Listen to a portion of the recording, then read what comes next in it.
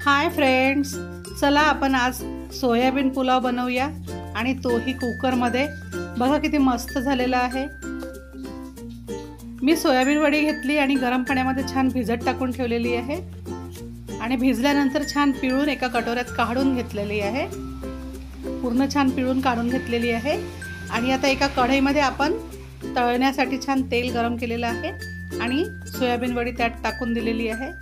म्हणजे 2 चमचे तेल टाकलं, छान गरम केलं आणि त्यामध्ये आता आपण हे सोयाबीन वडी छान कडसून घेणार आहे किंवा तुम्ही तळून पण काढू शकता। कमी तेलामध्ये आपण हे छान कडसून घेतलेली आहे आणि आता थोडासा मसाला बनवून घेऊ। 10-15 हिरव्या मिरच्या टाकलेल्या आहेत, थोडंसं अद्रक लसूण टाकलेलं आहे। तुम्ही तुमच्या आवडीनुसार मिरच्या कमी जास्त करू शकता आणि थोडासा कांदा टाकलेला आहे।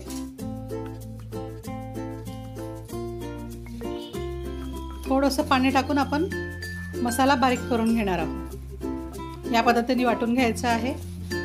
आता एका कुकरमध्ये थोडं तेल टाकलं, तेल छान गरम करून घेतलं आणि त्यामध्ये बारीक चिरलेला कांदा टाकलेला आहे। कांदा छान परतून घ्यायचा आहे।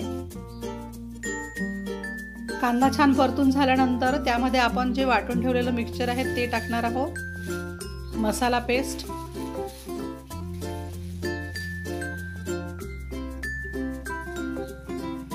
मसाला पेस्ट छान परतून घ्यायचा आहे।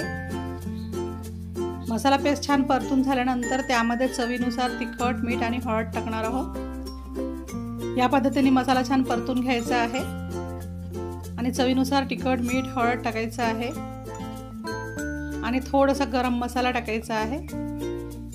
तरी 1 चम्मच टाकलेला आहे मी।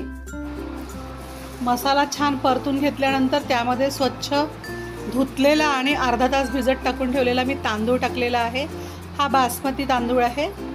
छान मिक्स करायचा आहे आणि जी तळून ठेवलेली आपली सोयाबीन वडी आहे ती टाकायची आहे। सोयाबीन वडी टाकून घ्यायची आणि छान मिक्स करून घ्यायचं। सर्व एकजीव करून घेतल्यानंतर त्यामध्ये आवश्यकतेनुसार आपण पाणी टाकायचं आहे।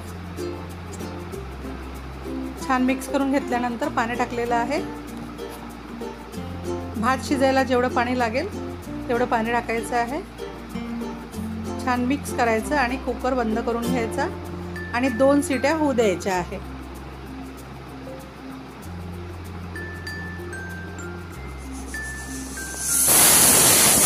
2 शिट्या झाल्याच्या नंतर कुकर थंड करून घ्यायचा आणि कुकर थंड झाल्यानंतर बघा किती छान झालेला आहे भात। हा छान मोकळा मोकळा होतो आणि थोडासा बारीक चिरलेला सांबार टाकलेला आहे आणि तयार आहे आपला सोयाबीन पुलाव।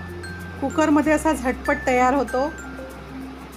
तुम्ही पण बनवून बघा। रेसिपी आवडली असल्यास प्लीज माझ्या चॅनलला लाईक करा, सबस्क्राईब करा आणि शेअर करा।